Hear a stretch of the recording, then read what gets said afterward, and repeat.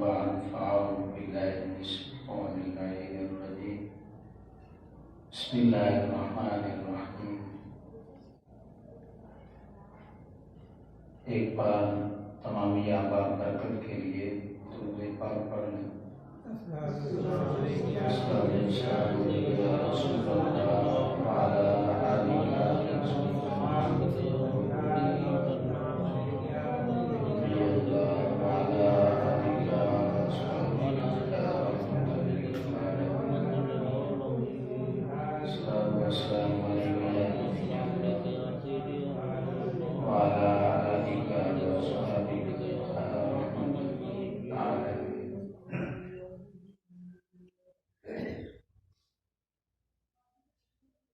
حمد و صلات کے بعد آپ تمامی احباب کو السلام علیکم ورحمۃ اللہ وبرکاتہ۔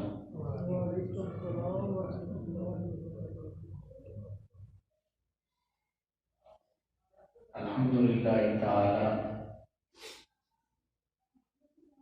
نماز فجر کے فوراً بعد درس و بیان کا سلسلہ تقریباً 9 ماہ تک جاری رہا اور تمامی احباب میں نمازیوں نے بڑی محبت کے ساتھ اسے سماعت کیا۔ میں یہ سمجھتا ہوں کہ یہ نمازیوں کے اخلاص کی وجہ سے اللہ رب العزت نے ہماری اس حاضری کو اس انداز میں قبول کیا ہے کہ اللہ رب العزت نے ہمارا رخ اپنے محبوب کریم صلی اللہ علیہ وسلم کی سنت کی طرف پھیر دیا۔ یہ کامن سینس کی بات ہے کہ اگر یہ سلسلہ چلتا رہتا تو یہ آواز صرف نمازیوں تک جاتی، اور انشاءاللہ یہ جو آواز ہے یہ انشاءاللہ پوری دنیا تک جائے گی۔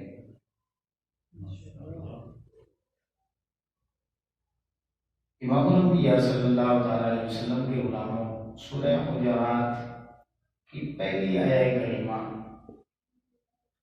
اس میں اللہ رب العزت نے یہ فرمایا ہے کہ یا ایھا الذین آمنوا لا تقدموا بین یدی اللہ ورسولہ واتقوا اللہ۔ اے ایمان والو، اللہ اور اس کے رسول صلی اللہ تعالی علیہ وسلم سے آگے مت بڑھو، آگے اللہ سے ڈرو۔ اب اس آیہ کریمہ کا شان نزول آپ پڑھ کے دیکھیں کہ آقا علیہ السلام کی بارگاہ ناز میں بنو تمیم کا ایک وفد آتا ہے اور وہ اپنے قبیلے کے لیے امیر کی تقرری کے لیے عرضی پیش کرتے ہیں، یا رسول اللہ صلی اللہ علیہ وسلم ہمارے علاقے کے لیے نا کوئی امیر مقرر کر۔ جب یہ بات ہوتی ہے آقا علیہ السلام نے ابھی کوئی رائے قائم نہیں کی، کوئی بات نہیں کی، کوئی مشورہ نہیں کیا۔ حضرت سیدنا صدیق اکبر رضی اللہ تعالیٰ عنہ نے ایک بندہ جو تھا نا اس کو سلیکٹ کر دیا کہ فلاں بندے کو امیر بنا دیں۔ حضرت سیدنا عمر فاروق رضی اللہ تعالیٰ عنہ کھڑے ہوئے، انہوں نے دوسرے بندے کا نام دے دیا کہ اس بندے کو سلیکٹ کر دیں۔ اب یہ بحث مباحثہ ہونے لگا، آوازیں تھوڑی سی اونچی ہونے لگی، تو اللہ رب العزت نے قرآن مجید میں ان آیات طیبات کو نازل کیا کہ اے ایمان والو، اللہ اور اس کے رسول صلی اللہ علیہ وسلم سے آگے مت بڑھو۔ کیا مطلب؟ کہ ابھی تک میرے حبیب کریم علیہ السلام نے کوئی رائے قائم نہیں کی، کوئی مشورہ آپ سے لیا ہی نہیں، تو آپ نے خود ہی مشورے دینے شروع کر دی ہیں، تو یہ بھی پڑھنا ہے، آواز کا اونچا ہو جانا یہ بھی پڑھنا ہے۔ اگر آقا علیہ السلام چل رہے ہوں تو چلنے میں بھی کوئی پہل کرتا ہے تو یہ بھی آگے بڑھنا ہے۔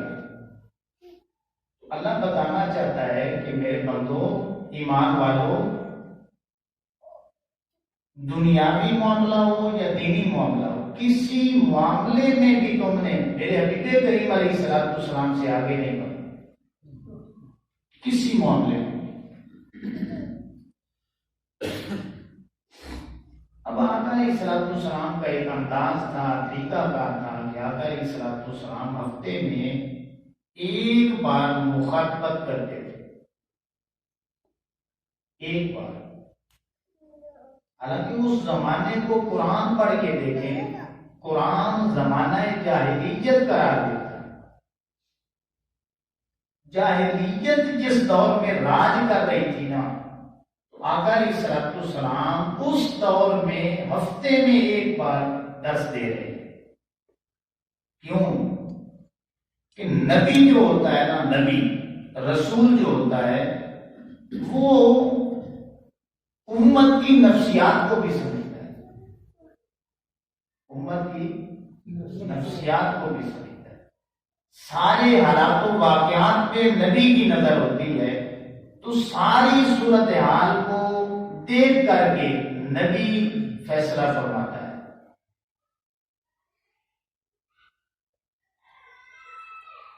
تو آقا علیہ السلام ہفتے میں ایک بار خطاب کیا کرتے تھے، اور جب ایک بار خطاب ہوتا ہے تو پھر صحابہ کرام اپنا ذہن بنا کر کے کہ فلاں دن آقا علیہ السلام نے بیان کرنا ہے، وقت نکال کر کے آقا علیہ السلام کی مجلس میں شریک ہوتے، اور صحابہ کرام علیہ رضوان اس پہ پہرا کتنا دیتے تھے یہ سنیں کہ حضرت عبداللہ بن مسعود رضی اللہ تعالیٰ عنہ، حضرت ابن عباس رضی اللہ تعالیٰ عنہ، جو مفسر صحابہ کرام ہیں نا، قرآن کی تفسیریں بیان کرنے والے،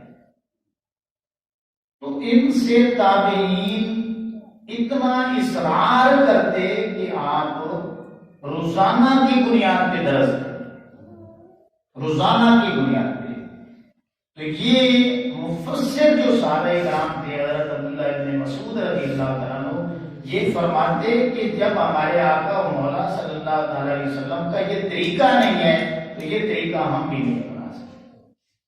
کیوں؟ اس لیے کہ نبی سے بڑھ کر کوئی بندہ بھی امت کا پیروکار نہیں بن سکتا،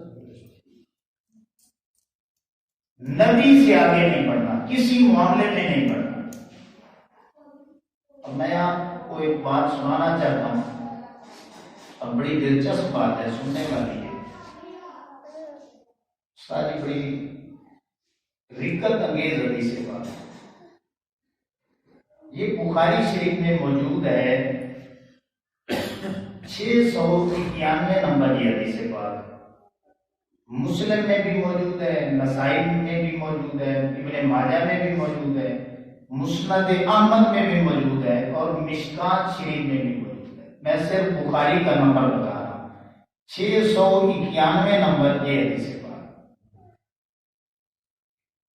حضرت ابو ہریرہ رضی اللہ تعالیٰ عنہ بیان کرتے ہیں کہ عن النبی صلی اللہ علیہ وسلم قال، کہ یہ بات میں نے آقا کریم صلی اللہ تعالیٰ علیہ وسلم سے سنی، اما یخشا احدکم او لا یخشا احدکم، کہ تم کیوں نہیں ڈرتے، تم کیوں نہیں ڈرتے، اس بات سے تمہیں ڈر کیوں نہیں لگتا، اذا رفع رأسہ قبل الامام، کہ جب تم امام کے پیچھے نماز پڑھتے ہو تو ادائیگی نماز میں تم امام سے پہلے نہ رکوع میں جا سکتے ہو اور نہ ہی سجدے میں امام سے پہلے جا سکتے ہو۔ اذا رفع رأسہ قبل الامام، امام سے پہلے آقا علیہ السلام نے فرمایا تم ادائیگی نماز میں کوئی رکن پہلے نہیں ادا کر سکتے۔ اب جو آقا علیہ السلام نے فرمایا تمہیں ڈر کیوں نہیں لگتا، کس بات کا ڈر؟ آقا علیہ السلام نے فرمایا ان یجعل اللہ رأسہ رأس حمار، کہ جو لوگ امام سے پہلے کوئی بھی رکن ادا کرتے ہیں وہ اس بات سے کیوں نہیں ڈرتے کہ اللہ رب العزت ان کا سر جو ہے وہ گدھے کی شکل کا بنا دے، ان کا سر گدھے کا بنا دے۔ آگے آقا علیہ السلام نے فرمایا او یجعل اللہ صورت حمار، یا اس کی پوری شکل کو گدھے کی شکل میں بدل دے۔ اب ایمان سے تھوڑی سی توجہ سے آپ نے میری بات سنی ہے کہ میرے جیسا گنہگار بندہ، آپ جیسا گنہگار بندہ کوئی امامت کے مصلی پہ کھڑا ہو جائے، امامت کے مصلی پہ کھڑا ہو جائے تو اس امام کی اتباع جو نہیں کرتا، اس امام کے پیچھے جو نہیں چلتا، تو آقا علیہ السلام نے کتنی سخت تنبیہ کی کہ اس کا سر اور دوسرے الفاظ کی پوری شکل گدھے کی اللہ بنا دے، اسے ڈرنا چاہیے۔ تو جب عام میرے جیسا امام بندہ، عام جیسا امام بندہ مصلی پہ کھڑا ہو جائے، اس کی اتباع اتنی ضروری ہے، تو جو امام الانبیاء صلی اللہ تعالی علیہ وسلم ہے ان کی اتباع کتنی ضروری ہے۔ عام امام کی اتباع اتنی ضروری ہے کہ اس سے پہلے عمل کریں گے تو سخت تنبیہ ہے۔ تو جو امام الانبیاء صلی اللہ تعالی علیہ وسلم کی پیروی نہیں کرے گا تو پھر اس کا حال کیا ہوگا، خود سوچیں۔ اس لیے امام الانبیاء صلی اللہ تعالی علیہ وسلم کے غلاموں، میں نے آپ کو سمجھانے کی بڑی کوشش کی ہے کہ اسی میں فائدہ ہے کہ ہم آقا علیہ السلام کے پیچھے پیچھے چلیں، ہم اپنا ذوق نہ دیکھیں، اپنے معاشرے کے حالات نہ دیکھیں، ہم دوسرے لوگوں کو نہ دیکھیں کہ فلاں اسٹیٹ میں کیا ہوگا۔ آقا علیہ السلام نے جس انداز میں تربیت کی ہے نا، اب اس انداز سے بڑھ کر کوئی انداز ہو ہی نہیں سکتا۔ امام مالک رحمۃ اللہ علیہ کا قول موجود ہے کتابوں میں کہ لن یصلح هذه الامه الا ما اصلح اولها۔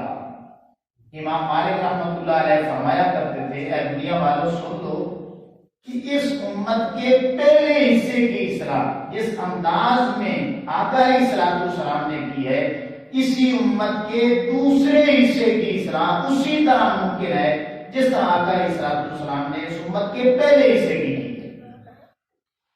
اس طریقے کو چھوڑ کر کے، اس انداز کو چھوڑ کر کے اگر کوئی اللہ کی بارگاہ میں قبولیت اختیار کرنا چاہتا ہے یا دنیاوی لحاظ سے چاہتا ہے کوئی فائدہ ہو جائے گا، تو فائدہ اللہ نے رکھا ہی نہیں، تو کیا فائدہ ہوگا؟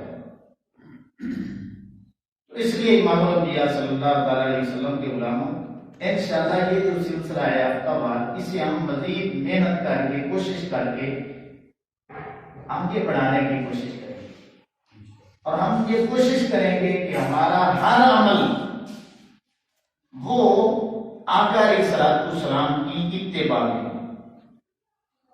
ایک حدیث پاک میں بھی آتا ہے،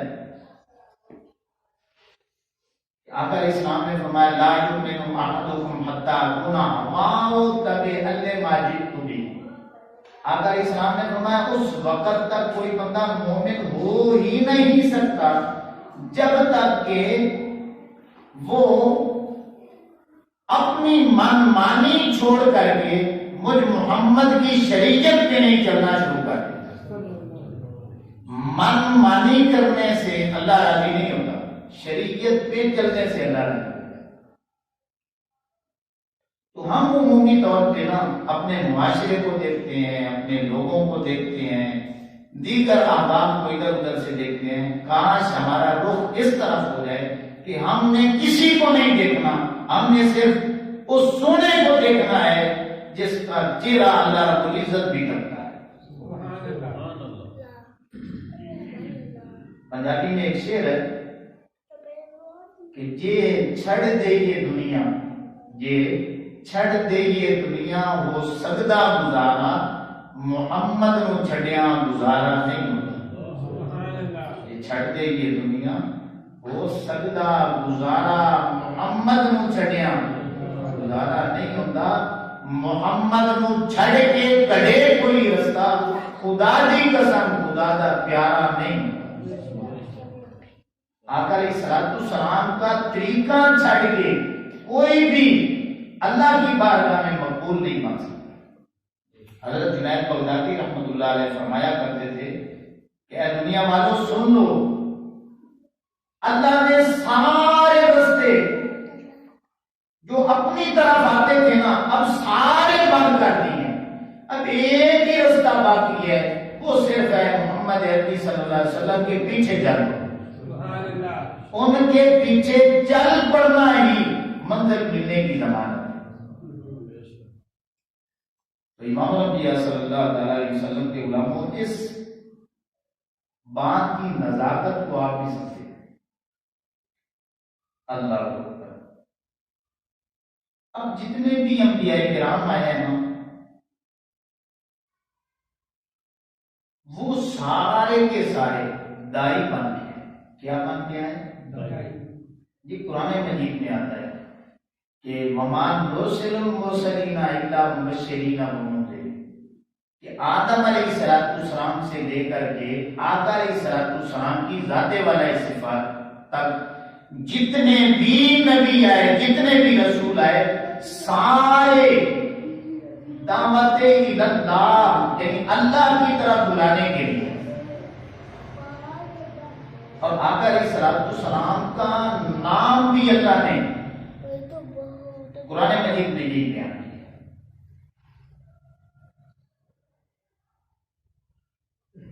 22ویں پارے میں اللہ فرماتا ہے یا ایھا النبی انا ارسلناک شاہدا ومبشرا ونذیرا وداعیا الی اللہ باذنہ وسراجا منیرا۔ اللہ فرماتا ہے کہ ہم نے اپنے نبی کریم علیہ السلام کو مبشر بنا کے بھیجا ہے، نذیر بنا کے بھیجا ہے، داعی الی اللہ بنا کے بھیجا ہے، اور اللہ کے اذن کے ساتھ چمکتا ہوا سورج بنا کے سبحان اللہ۔ اب امام الانبیاء صلی اللہ علیہ وسلم کے کام جو بنیادی باتیں ہیں وہ ہم ذہن میں رکھیں گے تو پھر بات بڑی بہترین سمجھ آئے گی۔ اس دنیا میں جتنی بھی عمارتیں ہیں اور جتنی اونچی ہیں، کبھی آپ نے سوچا ہے وہ کیوں کھڑی ہیں؟ جتنی بھی عمارتیں ہیں اور جتنی اونچی ہیں وہ کیوں کھڑی ہیں؟ تو سبھی یہی بتائیں گے کہ ان کی بنیادیں مضبوط ہیں۔ جس عمارت کی بنیاد جتنی مضبوط ہوگی وہ عمارت اتنی مضبوط ہوگی۔ ایسے ہی ہے یا نہیں؟ یہ جو دین اسلام ہے، یہ جو دین اسلام کی عمارت ہے، یہ دعوت و تبلیغ پہ کھڑی ہے۔ اسلام کی عمارت کی بنیادیں جو ہیں وہ دعوت و تبلیغ پہ کھڑی ہیں۔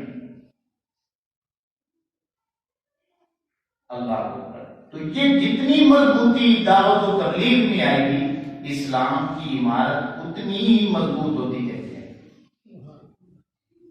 اللہ اکبر۔ اب جو بنیادی دو تین باتیں ہیں وہ بھی ذہنوں میں آتی ہیں، وہ بھی آپ سن لیں۔ ایک بات تو ہے دعوت دین کی اہمیت و ضرورت کیا ہے، یہ سوال ذہن میں آتا ہے۔ دوسری بات بھی ذہن میں آتی ہے کہ دعوت دین کی فضیلت کیا ہے، ٹھیک ہے۔ تیسری بات بھی ذہنوں میں آتی ہے کہ دعوت دین کا انداز اور طریقہ کار وہ کیسا ہونا چاہیے۔ آگے ایک اور بات بھی ذہن میں آ سکتی ہے، وہ یہ ہے کہ جو داعی ہے، دعوت دینے والا ہے، اس کے اوصاف کیا ہوتے ہیں۔ یہ 3-4 باتیں ذہنوں میں آتی ہیں۔ تو آج جو پہلی بات ہے اس حوالے سے ہماری گفتگو ہوگی کہ دعوت دین کی اہمیت و ضرورت کیا ہے۔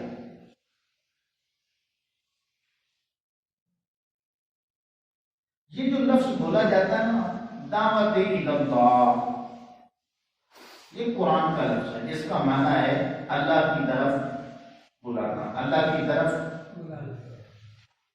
قرآن مجید فرقان حمید میں اس کے اور بھی نام آئے ہیں، آپ وہ بھی یاد رکھیں۔ اس کا ایک نام دعوت اللہ ہے، ایک نام دعوت الحق ہے، اس کا ایک نام دعوت الخیر بھی ہے، اس کا ایک نام انذار و تبشیر بھی ہے، انذار و تبشیر۔ اس کا ایک نام شہادت علی الناس بھی ہے، شہادت علی الناس۔ اس کا ایک نام تواصی بالحق بھی ہے، اس کا ایک نام تعاون علی البر بھی ہے، اس کا ایک نام امر بالمعروف ونہی عن المنکر بھی ہے۔ یہ سارے نام جو ہیں سبھی کا معنی اور مفہوم ایک ہی بنتا ہے، اللہ کی طرف، اللہ کی طرف ہو، سبھی بول رہے ہیں اللہ کی طرف۔ اب یہ جو دعوت اللہ ہے، اللہ کی طرف بلانا ہے، یہ دراصل کام نبیوں کا ہے۔ کن کا کام ہے؟ نبیوں۔ اور اللہ کے سارے نبیوں نے دعوت اللہ یعنی لوگوں کو اللہ کی طرف بلایا۔ خوش نصیب اور خوش بخت لوگوں نے انبیاء کرام علیہ السلام کی دعوت پر لبیک کہا، اور جو اصلی بدبخت لوگ تھے، شکی لوگ تھے، جن کے دلوں پہ مہریں لگی ہوئی تھی، انہوں نے نہ صرف انبیاء کرام علیہ السلام کی دعوت کا انکار کیا ہے بلکہ ان کے جانی دشمن بھی بن گئے، اور 70 انبیاء کرام علیہ السلام کو انہوں نے اسی جرم میں کہ اللہ کی طرف بلاتے ہیں شہید کر دیا۔ اللہ کے 70 نبیوں کو جرم کیا ہے کہ اللہ کی طرف بلاتے ہیں، شہید کر دیا اللہ کو۔ تو امام الانبیاء صلی اللہ تعالی علیہ وسلم کے غلاموں انبیاء کرام علیہ السلام کی تعداد کتنی ہے؟ 1,00,000 کم و بیش 24,000۔ حقیقی تعداد اللہ کے علم میں ہے، جو معروف ہو چکی ہے وہ یہ تعداد۔ رسولوں کی تعداد کتنی ہے؟ سارے بول رہے ہیں 313۔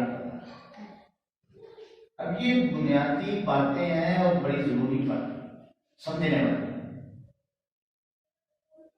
کہ ہر رسول نبی بھی ہوتا ہے، اور یہ ضروری نہیں کہ ہر نبی رسول بھی، کیونکہ رسالت کی ڈگری جو ہے نا یہ اونچی ڈگری ہے، ٹھیک ہے نا۔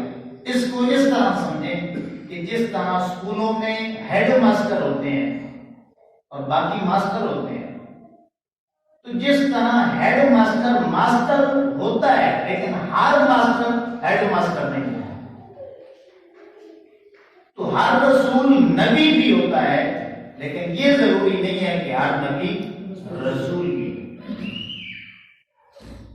اور جتنے بھی قرآن مجید پڑھ کے دیکھ لیں، یہ حوالے میرے پاس لگے ہیں، جتنے بھی شہید ہوئے اللہ کے رسول نہیں ہوئے، اللہ کے نبی شہید۔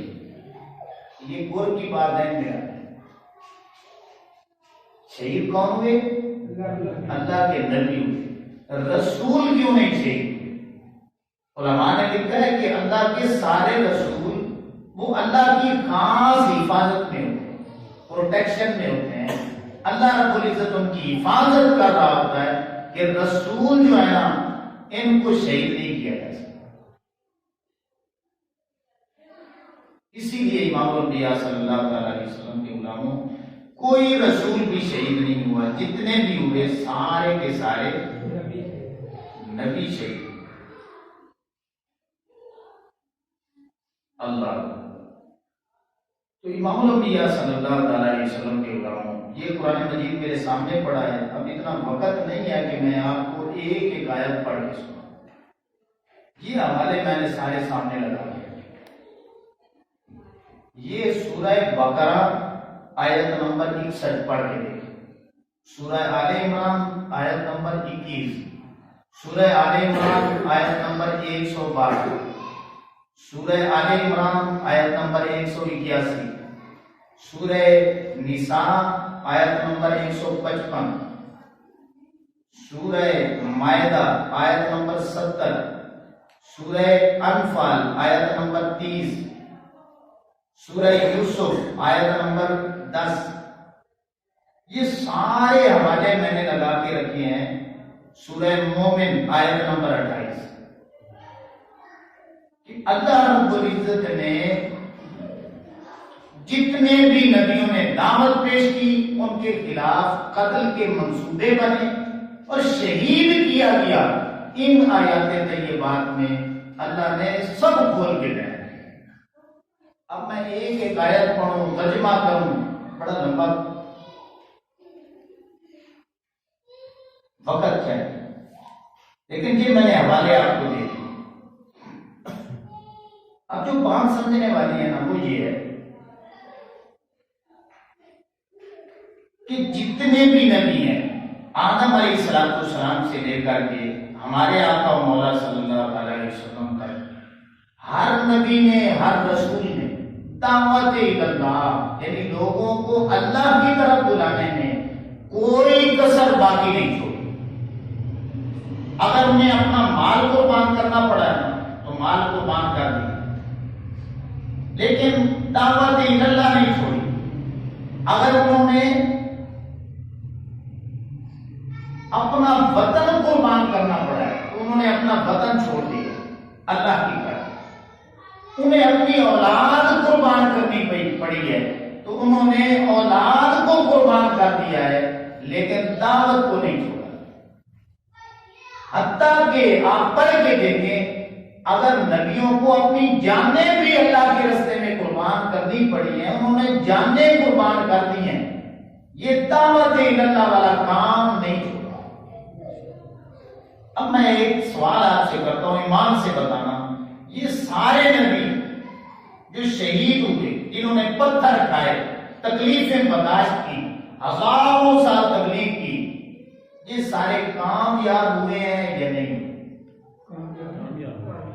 یار بولے تو صحیح، سارے کامیاب۔ کیوں کامیاب؟ کہ اللہ رب العزت نے جو ڈیوٹی لگائی ہے وہ انہوں نے پوری سمجھا۔ ٹھیک ہے نا؟ اب یہ حدیث پاک میں آپ کے سامنے پڑھنے لگا ہوں۔ یہ حدیث پاک بخاری شریف میں بھی موجود ہے، مسلم میں بھی ہے، ترمذی میں بھی ہے۔ میں حوالہ بخاری شریف کا دے رہا ہوں، یہ 5752 نمبر حدیث پاک ہے۔ آقا علیہ السلام نے فرمایا کہ اُریدت علی الامم، کہ میں نے ایک رات خواب دیکھا اور میرے سامنے اللہ نے پہلے ساری امتیں جو گزری ہیں ساری کی ساری پیش کی۔ یمر النبی صلی اللہ علیہ وسلم، حتیٰ کہ اللہ نے میرے سامنے نبی جو ہے نا ان کی بھی جلوہ گری کرائی، اور سارے نبیوں کی میرے ساتھ جو ہے نا میں نے دیکھا، آدم کو بھی دیکھا، نوح علیہ السلام کو بھی دیکھا، تاکہ عیسیٰ علیہ السلام تک سارے نبیوں کی جو ہے میری ان سے ملاقات ہوئی۔ سبھی نبیوں کو میں نے دیکھا، اور بڑی لمبی حدیث پاک ہے۔ آقا علیہ السلام نے فرمایا وَالنَّبِيُّ مَعَهُ الرَّجُلُ، میں نے کسی نبی کو دیکھا کہ اس کے ساتھ ایک بندہ جا رہا ہے۔ وَالنَّبِيُّ مَعَهُ الرَّجُلَانِ، کسی نبی کو میں نے دیکھا دو بندے اس کے ساتھ جا رہے ہیں۔ اچھا آگے دیکھیں، آقا علیہ السلام نے فرمایا وَالنَّبِيُّ مَعَهُ الرَّهْطُ، میں نے دیکھا کہ کئی نبی اکیلے بھی جا رہے ہیں، کئی نبیوں کے ساتھ۔ دوسری حدیث پاک میں آتا ہے 5 بندوں کا آقا علیہ السلام نے، ایک حدیث میں آتا ہے 10 بندوں کا ذکر کیا، ایک حدیث میں آتا ہے کہ آقا علیہ السلام نے ایک جماعت کو بھی دیکھا، لیکن خواب میں دیکھا کہ میری امت جو ہے نا وہ سب سے زیادہ ہے، میری امت کے لوگ سب سے زیادہ ہیں۔ تو اب یہ مجھے بتائیں کہ جو انبیاء کرام اکیلے جا رہے تھے وہ کامیاب ہوئے ہیں یا ناکام ہوئے؟ ایک نے بھی کلمہ نہیں پڑھا، نبی کامیاب ہوئے، شہید ہوتے ہیں پھر بھی کامیاب ہوئے، کیوں؟ کبھی سوچا ہے؟ انہوں نے اپنا فریضہ ایمانداری کے ساتھ ادا کیا ہے۔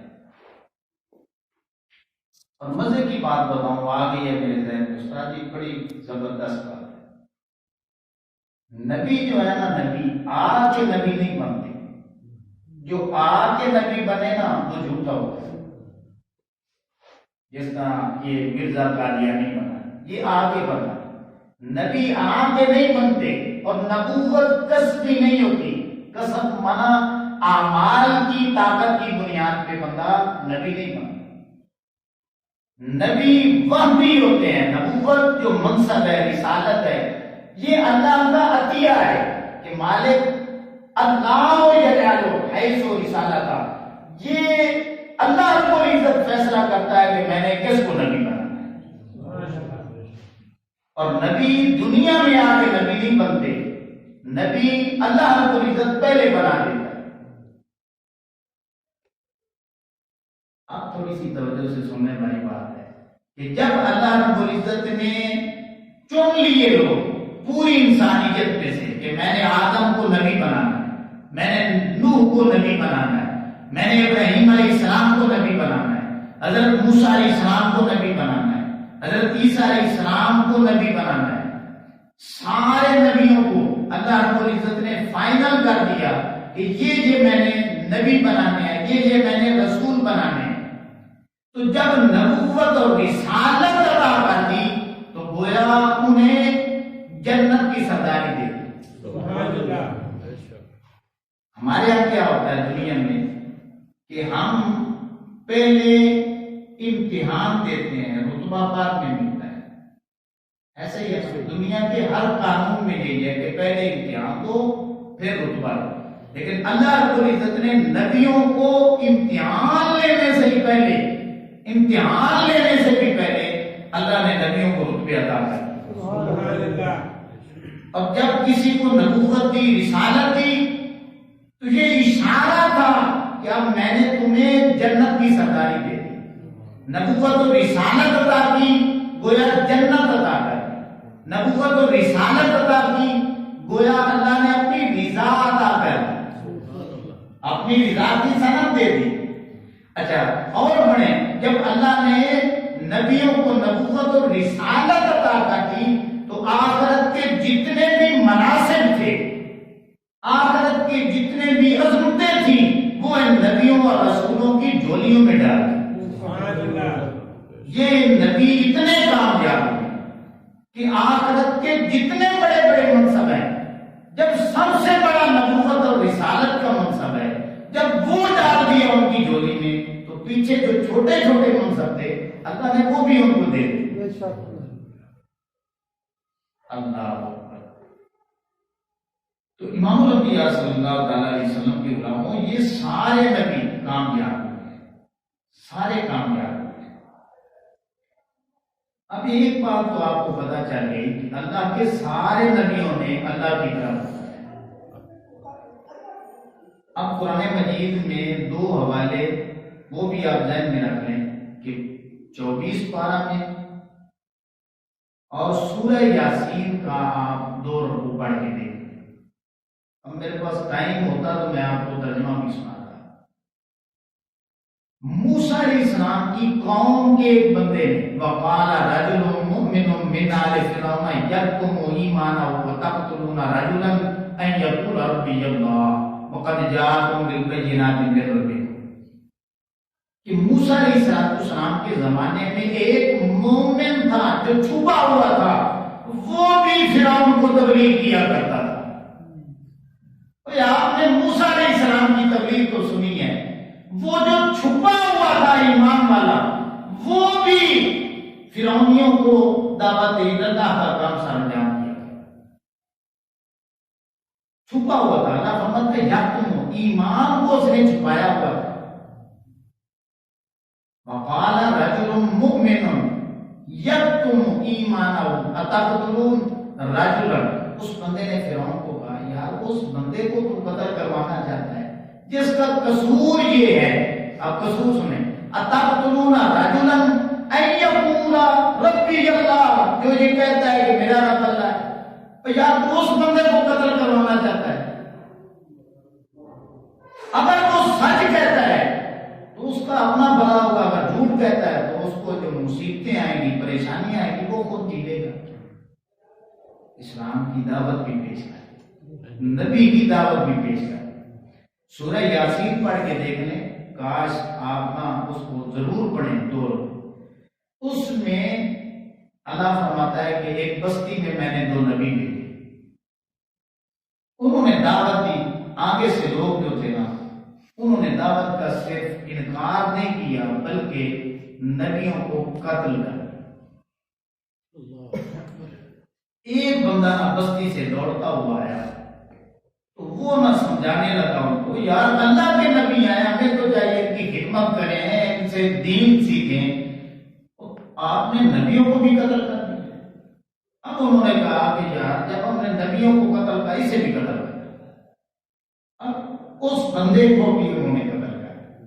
اب وہ جنت میں اس کا ٹھکانہ جو اللہ نے اسے عطا کیا تھا، اس نے دیکھا جنت میں پہنچا، اس نے ادھر خواہش ظاہر کی، میرے اللہ جو رتبے تم نے مجھے یہ دعوت اللہ کے سلسلے میں دی ہے، کاش ان کو معلوم ہو جائے کہ یہ کام کتنا بڑا ہے۔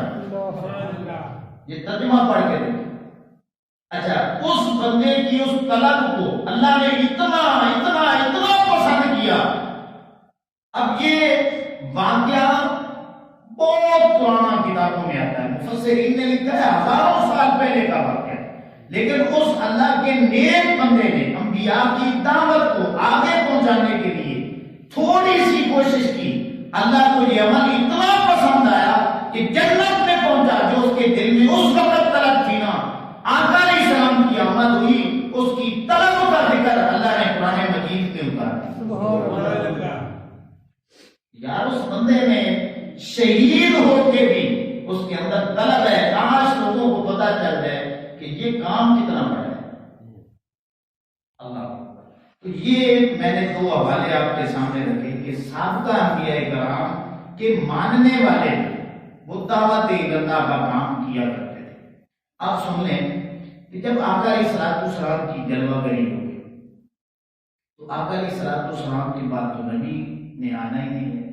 اب یہ مسلم شریف کا حوالہ سن لیں، 4773 نمبر حدیث پاک ہے، مشکات میں بھی موجود ہے۔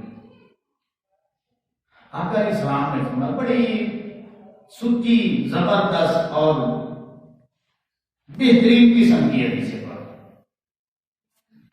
آقا علیہ السلام نے فرمایا، کانت تسسهم الانبیاء کلما ہلک نبی وخلفہ نبی، کہ جتنے بھی اللہ نے نبی بھیجے ہیں نا وہ سیاست کیا کرتے تھے، وہ لوگوں کے معاملات میں فیصلے کیا کرتے تھے، انہیں دانائی و حکمت سکھایا کرتے تھے۔ یہ سارے معنی تسوس کے آتے ہیں۔ کلما ہلک نبی وخلفہ نبی، جب ایک نبی دنیا سے جاتے تو اللہ رب العزت پھر دوسرے نبی کو کہ یہ دعوت اللہ کا کام رکنا نہیں چاہیے۔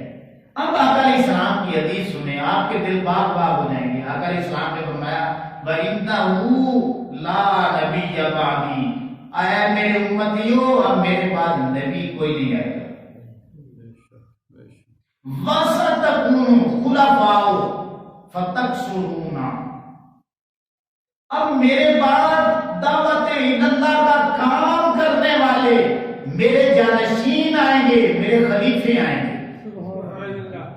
آپ نے ابھی تک نہ غور نہیں کیا، اگر نبی آنے ہوتے تو آقا علیہ السلام فرما کے جاتے، میرے امتیوں اور میرے بعد نبی آئیں گے۔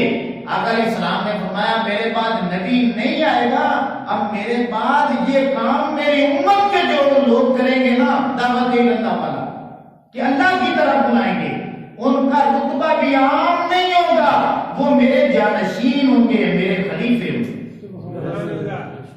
یار ہم کتنی کوشش کرتے ہیں اس پیر کا خلیفہ بن جائے، اس پیر کا خلیفہ بن جائے، اس پیر کا خلیفہ بن جائے۔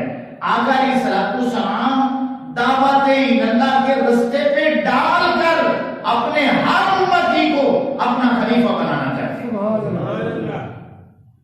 آپ میں سے کوئی بھی نہیں ہے جو چاہتا ہے یار قیامت والے دن جب میں اٹھوں تو اللہ فرمائے اے میرے حبیب کریم علیہ السلام یہ تو آپ کا خلیفہ ہے، آپ کا جانشین ہے۔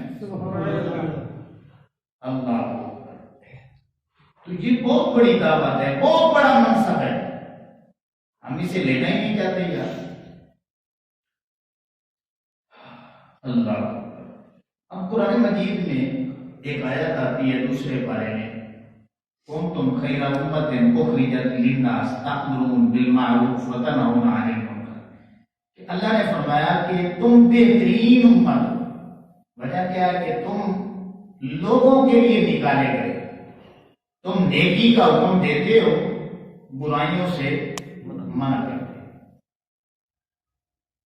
فضیلت کی وجوہات علماء نے یہ جو اللہ نے فرمایا تم بہترین امت ہو، بس دو وجہ بیان کی۔ ایک وجہ تو یہ ہے، علماء لکھتے ہیں کہ جتنی بھی امتیں گزری ہیں نا، ایک ایک امت وہ جو ایک ایک جرم کرتی تھی نا، آقا علیہ السلام کی امت وہ سارے جرم ملا کے وہ سارے جرم کر رہی ہے، تو پھر خیر امت اس کو کیسے لگا ملے؟ فضیلت والی کوئی بات ہی نہیں ہے، تو پھر فضیلت کیسے مل گئی ہے؟ علماء نے لکھا ہے کہ جب نبی اللہ نے امام الانبیاء عطا کیا ہے نا، تو پھر اللہ نے امت کو بھی ساری امتوں پہ فضیلت دی۔ سبحان اللہ، اس امت کو نسبت آقا علیہ السلام سے ہو گئی ہے، اس لیے یہ خیر امت بن چکی ہے ساری امتوں سے۔ اور دوسری وجہ یہ ہے کہ جو کام پہلے نبی آ کر کرتے تھے نا، اب آقا علیہ السلام کی ختم نبوت کی برکت سے وہ کام اللہ کے رسول کے امت ہی کریں گے، دعوت اللہ والا کام، اس وجہ سے ان کو یہ فضیلت مل گئی۔ اندازہ لگائیں کتنی بڑی فضیلت ہے جو اللہ نے ہمیں عطا کی، ہم یار کیوں غافل ہیں اس سے؟ اور ہم یہ سمجھتے ہیں کہ شاید نہ یہ کام علماء کا ہے، یہ کام جو درس نظامی پڑھا ہوا ہے نا اس نے کرنا ہے، یہ کام کرنے کے لیے حافظ ہونا ضروری ہے، یہ کام کرنے کے لیے قاری ہونا ضروری ہے، کوئی شرط نہیں ہے۔ اب یہ حدیث پاک نوٹ کریں، 3461 نمبر حدیث بخاری میں موجود ہے۔ حضرت عبداللہ بن عمر بن عاص رضی اللہ تعالیٰ عنہ بیان کرتے ہیں، آقا علیہ السلام نے ایک دفعہ فرمایا بلغوا انی ولو آیہ، کہ میری امت قیامت تک جتنے کلمہ کو آئیں گے نا، اگر انہیں قرآن کی صرف ایک آیت کا علم ہے، صرف ایک حدیث کا علم ہے، صرف ایک شریعت کے مسئلے کا انہیں علم ہے، تو وہ اپنے دوسرے مسلمان تک پہنچ جائے۔ صرف ایک مسئلے کا، ایک حدیث کا، ایک آیت کا اگر اسے علم ہے تو وہ بھی مبلغ بن جائے، وہ بھی آقا علیہ السلام کا جانشین بن جائے، وہ بھی آقا علیہ السلام کا خلیفہ بن سکتا ہے۔ تو یہ غلط فہمی بھی ہمیں اپنے ذہنوں سے نکالنی چاہیے کہ ہم جو ہے نا ہم نے پڑھا نہیں ہے، ہم مولوی نہیں ہیں، ہم عالم نہیں ہیں، ہم پیر نہیں ہیں، تو یار یہ تو کام ہمارا ہے نہیں۔ ایک آیت آتی ہے تو آپ بھی آقا علیہ السلام کی جانشینی حاصل کر سکتے ہیں۔ تو اس لیے امام الانبیاء صلی اللہ تعالی علیہ وسلم کے علماء یہ بہت بڑا منصب ہے، اس لیے کوشش کریں کہ دین کے لیے وقت دیں، دین وقت مانگتا ہے۔ اور یہ اللہ اور اس کے رسول صلی اللہ تعالی علیہ وسلم نے ہمارے اوپر یہ ذمہ داری ڈالی، تو کیا ہم یہ ذمہ داری جو ہے ادا کر رہے ہیں؟ کہ ساری زندگی بندے کی گزر جائے اور بندہ کسی کو دعوت ہی نہ دے گا؟ ارے اپنے کلمہ پڑھنے والوں کو نماز کے لیے دعوت نہیں، ایک تو نا غیر مسلموں کو، یہ بھی بات غور کی ہے، ذہن میں رکھ لے، جتنے کلمہ گو ہیں نا، جس زمانے میں جو کلمہ گو ہوگا، یہ ندیم صاحب سننے والی بات ہے، جنہوں نے بھی آقا اسلام کا کلمہ پڑھا ہے، اس دعوت کو اس وقت دنیا میں جتنے لوگ موجود ہوں گے غیر مسلم، ان تک پہنچانا ان کلمہ گو کا کام۔ اگر اللہ نے آپ سے پوچھ لیا کہ جو اس وقت دنیا کے ایک نکڑ میں اپنے کمرے میں مست پڑا ہے، آپ نے دعوت کیوں نہیں؟ اور میں یہ سمجھتا ہوں کہ ہم سے زیادہ پوچھا جائے، وہ کیوں کہ پہلے زمانے میں اتنی جدت نہیں تھی، اتنی تیزی نہیں تھی، یہ زمانہ تیز ہو چکا ہے، آپ کے پاس جدید ذرائع موجود ہیں، آپ چند لوگ نہیں سن رہے، یہ آواز پوری دنیا تک جا رہی ہے۔ تو جب ایک آواز آپ بیٹھ کے اس دور میں پوری دنیا کو سنا سکتے ہیں، تو پھر آپ کیوں کمزوری دکھا رہے ہیں؟ اپنا مال، اپنی جو ہے صلاحیت وہ لگا دے اسلام کی خاطر کہ ہم نے اس دنیا میں جتنے بھی غیر مسلم لوگ ہیں، ہم نے انہیں اسلام کی دعوت پیش کر دی۔ تو یہ جدید نیٹ ورک کی وجہ سے اور سوشل میڈیا اور الیکٹرانک میڈیا کی وجہ سے آج ہماری ذمہ داری مزید بڑھ جاتی ہے۔ اگر آج بھی ہماری آنکھیں نہیں کھلے گی تو پھر کبھی نہیں کھلے گی۔ تو کسی شاعر نے کیا خوب کہا کہ نبوت ختم ہے تجھ پر، رسالت ختم ہے تجھ پر، نبوت ختم ہے تجھ پر، رسالت ختم ہے تجھ پر، تیرا دین عرف و اعلیٰ شریعت ختم ہے تجھ پر۔ شب معراج تو نے بام عرفاں کو چھوا جا کر، شب معراج تو نے بام عرفاں کو چھوا جا کر، یہی حد فضیلت تھی، فضیلت ختم ہے تجھ پر۔ کمالات رسالت حق نے تجھ پر وار کر سائے، کمالات رسالت حق نے تجھ پر وار کر سارے، کہا پھر پیار سے پیارے، رسالت ختم ہے تجھ پر۔ سبحان اللہ۔ کمالات رسالت حق نے تجھ پر وار کر سارے، کہا پھر پیار سے پیارے، رسالت ختم ہے تجھ پر۔ نبوت ختم ہے تجھ پر، رسالت ختم ہے تجھ پر، تیرا دین عرف و اعلیٰ شریعت ختم ہے تجھ پر۔ تو امام الانبیاء صلی اللہ تعالیٰ علیہ وسلم کے غلاموں، آج کا ہمارا جو سبق ہے، ہماری نشست ہے، ہم اسی بات پہ ختم کرتے ہیں کہ ہم یہ اللہ سے عہد کریں کہ یہ نبیوں والا کام جن کو اللہ نے چنا ہے، یہ دعوت والا کام بندہ اپنی طاقت سے نہیں کر سکتا، صرف وہ لوگ کرتے ہیں جو چنے ہوئے ہوتے ہیں۔ ہم یہ دعا کرتے ہیں آج کی مجلس میں، اے مالک ہمیں ان چنے ہوئے لوگوں میں داخل فرما لے، اپنے برگزیدہ بندوں میں شامل فرما لے، اپنے نبیوں کی صف میں کل قیامت والے دن ان کے پیچھے پیچھے ہم بھی کھڑے ہوئے۔ تو جب یہ دعوت اللہ والا کام کریں گے تو انشاءاللہ کل قیامت والے دن ہم بھی انبیاء کرام علیہ السلام ان کے پیچھے پیچھے ہوں گے، اور انشاءاللہ کل قیامت والے دن ہمیں آقا علیہ السلام کی صحبت، سنگت اور معیت ضرور نصیب ہوگی۔ اللہ ہمیں عمل کی توفیق عطا فرمائے۔ وما علینا الا البلاغ۔